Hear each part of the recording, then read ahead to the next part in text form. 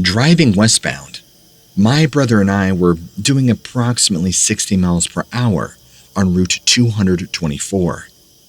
Three fire trucks from the Odessa Montour Fire Department were coming in the opposite direction, lights and sirens on as they were responding to a call. Suddenly, this creature darts across the road from our left to right. It was illuminated by fire trucks and our headlights.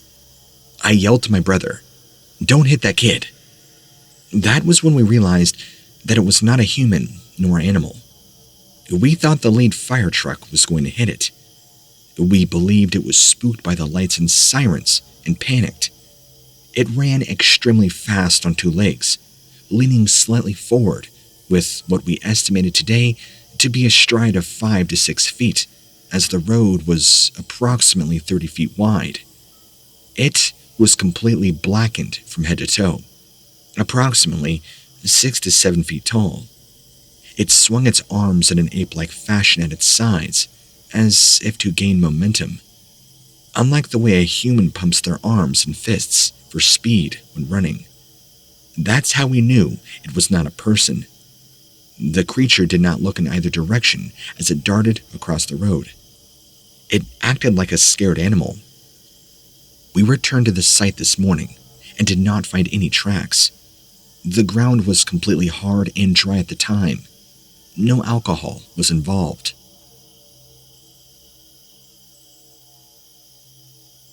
This sighting has stayed with me for a very long time. I didn't want to submit it at first, but based on the number of sightings identified, I'm now moving forward with what I saw. My son and I were driving down County Road 200 in Liberty Hill, Texas.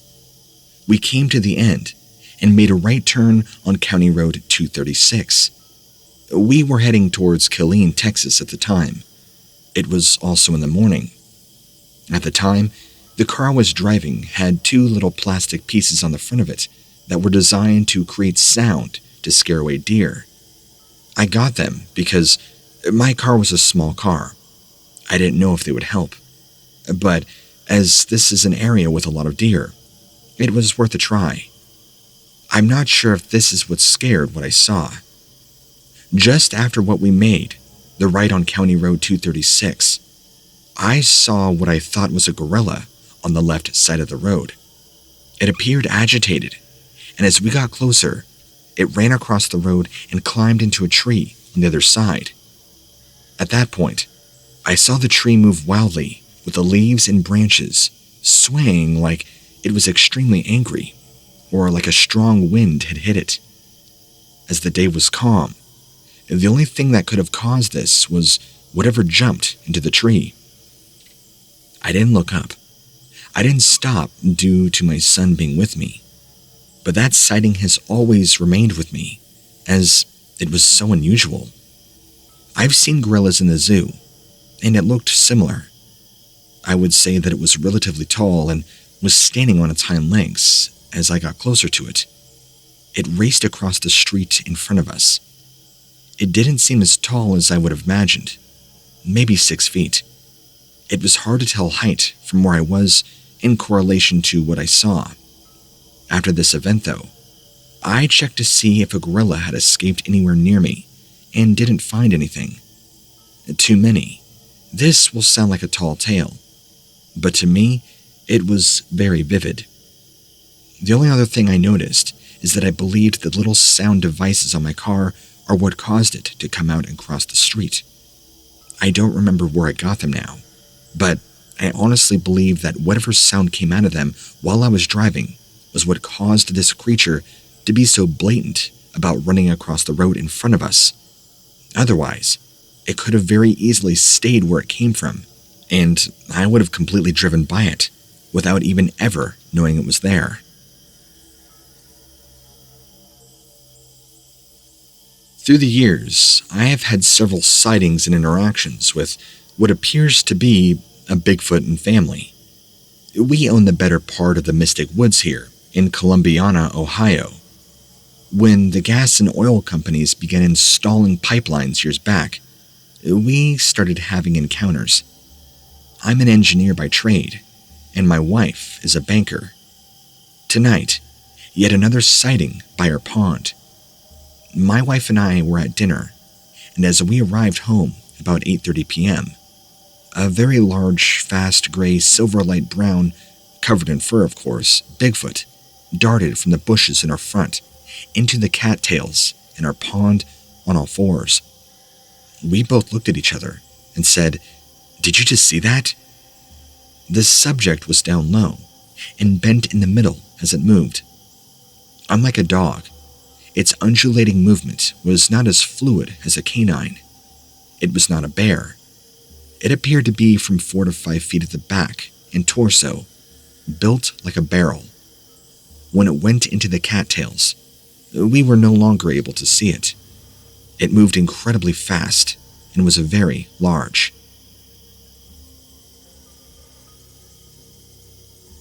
This evening, I decided to venture out past the communication building as the foliage was still at ease. This was right around Oklahoma City, near a dirt road, actually by a dirt hiking path.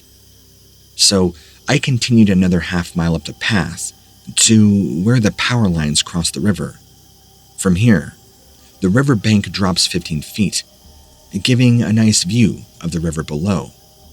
As I approached this area, my eyes were immediately caught by someone down below at the river's edge. What I saw was an all-black figure down at the river edge, about 250 feet away. I thought it was strange. Not many people hike off the trail into the preserve during the summers, nor late in the evening, or ever even past the communication building. As I watched this man down at the river bank, I began to notice subtle little details, like golden red hair in the sunset. I also didn't notice any distinct clothing, but hair alone. At this moment, I remember being very confused as to what I was seeing. Whoever was down at the river began to walk inland using its arms to move the reed bushes. That is what I saw. I saw long hair dangling from its arm, shoulder to hand, and thought, "Oh my gosh, it's a Bigfoot," I thought. Immediately, I began to reach for my phone without taking my eyes off of this thing. It immediately noticed me. What terrified me the most was I was not able to make out any details in the face as we made eye contact. That's when I ran. I continued to run until I met a couple with their dog back at the building. I'll never forget the look of confusion on their faces when I came sprinting around the corner. I wanted to tell them about my experience, but I continued to run as I thought they would not believe me. The following day, I returned to look for footprints, but was unable to venture into the overgrown foliage. The experience was not enough to scare me away completely. Instead, I was more cautious of the time of day and surroundings. I continued to exercise around here until I moved to Arizona in July of 2019. The week prior, I saw a homeless woman making camp in the woods. Her hair was messy, so I initially thought this was her at first. However, this was 1 mile downriver from where I saw the creature. I've also been told by my coworkers, as he knows I frequently walk the trails. There are other rumors of tree structures deep in the reserve, but these could have been built by teenagers who live in the nearby neighborhood, as I have seen many adolescents with their friends exploring the woods. Who knows, really, what I saw?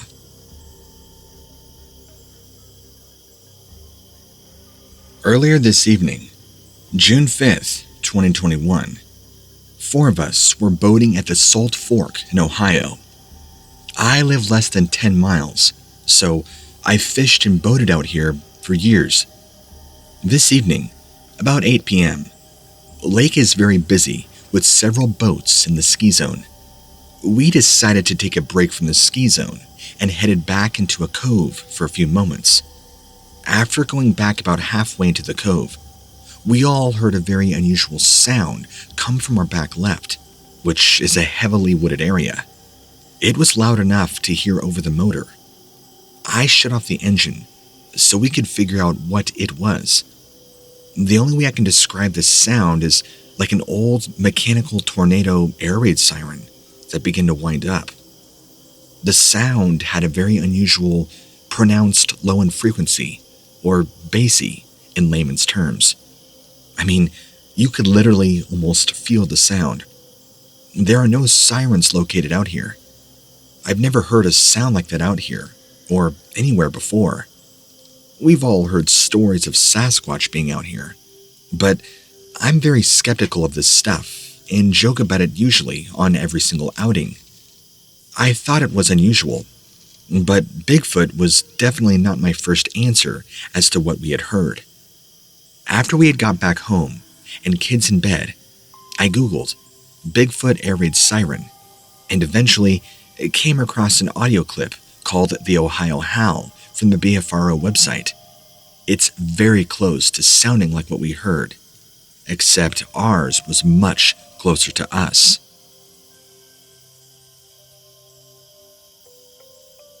I want to share an experience my family and I had near Lake City, Colorado, on June 12th, 2021. We have visited Lake City for several years now. Well, several years in a row, I should say, spending a week there each summer. One of our favorite places is Deer Lakes, about 15 miles southeast of Lake City, off of Highway 149. We always spend several evenings out there, fishing, cooking out, watching wildlife. Also, found in that area are two ponds known as the Upper Mill Pond, nearest Highway 149, and the Lower Mill Pond, another mile or two down the road. On our way to Deer Lakes this visit, we stopped at the Upper Mill Pond to fish, but we saw a cow moose and two calves just below the pond eating in the runoff creek. We almost always see moose near Deer Lakes. While we were watching the moose from the cab of our truck, we heard the undisputable sound of a woodknock. At first, none of us thought much about it, until we heard another one. I was in the driver's seat, furthest away from the pond and moose. My daughter was in the back seat on the driver's side, while my wife was in the front passenger seat nearest the pond and moose. The girls thought the sound came from the direction of the pond, but I thought it came from the other direction. The pond and road to Deer Lakes sits in a valley between two ridges. The tree line on the east, or pond side, is only about 100 yards away from the road, while the tree line to the east, or west, or opposite the pond varies. In some places, a few hundred yards from the road, and other places not far off at all. My daughter and I got out the cab of the truck to listen after we all heard the second knock. Then she and I both believed the sounds were coming from the west tree line. We waited, listening, and heard yet another knock. This time, seemingly from a different position from the first two. In a bit, another vehicle stopped to watch the moose. When they arrived, we heard another knock. A third vehicle drove past, and we heard still another knock as it went by. In all, we heard what I would guess to be 8 to 12 knocks, from at least 3 different positions, but all on the west side of the road. My family and I talked about it. It was possible that there was a few guys in the woods making the sounds. Maybe one guy knocked on a tree, then another, and maybe another. It's possible. However, what sealed it as a Bigfoot for me happened later on that night. After we heard the knocks by the Upper Mill Pond, while watching the moose, we went on to Deer Lakes where we planned to fish, but our lines were too tangled. We did get to cook out, though. As the sun went down, we left Deer Lakes but drove further away from the highway, waiting until it got very dark before we went back to town so we could see the stars really well. Just off of Highway 149 on the road to Deer Lakes is a staging area for people to park trailers to unload their ATVs. There's also a forced apartment bathroom there. That is where we parked to stargaze. Now, as soon as we got out of the truck and shut the doors, we heard a knock from the east ridge of the mountains. This tree line is several hundred yards from the road. It was not yet pitch dark. We could still make out the silhouette of the mountain against the backdrop of the sky. But it was too dark to make out any individual trees. I can't imagine any reason any person would be up on that ridge. At that time of night, in the dark, in the cold, just waiting for the possible chance that somebody would stop at that staging area, get out of their vehicle so they could hoax them with a wood knock. I believed for sure at the time that Bigfoot was in the area. In full disclosure, I am a Bigfoot enthusiast. I watch all the shows, I watch videos on YouTube. I have been a member of forums, but I live near Amarillo, Texas. It's flat, dry farmland. There is no Bigfoot hunting around there.